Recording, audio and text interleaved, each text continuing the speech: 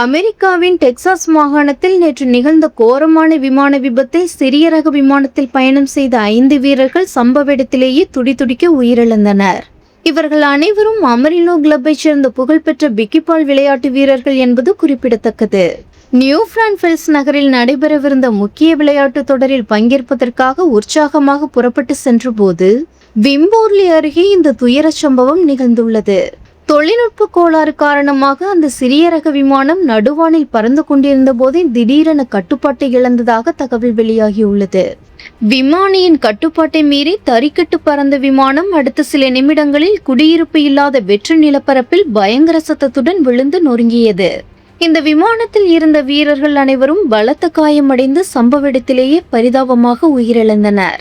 இந்த துயர சம்பவம் குறித்து தகவல் அறிந்த அமெரிக்க விமான போக்குவரத்து துறை அதிகாரிகள் மற்றும் மீட்பு குழுவினர் விரைந்து வந்து ஆய்வு நடத்தினர். விபத்துக்கான துல்லியமான காரணத்தை கண்டறிய உயர்மட்ட குழு விசாரணைக்கு உத்தரவிடப்பட்டுள்ளது.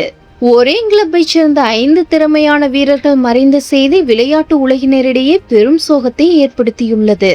அவர்களின் மறைவுக்கு பல்வேறு தரப்பினரும் தங்களின் ஆழ்ந்த இரங்கலை தெரிவித்து வருகின்றனர்.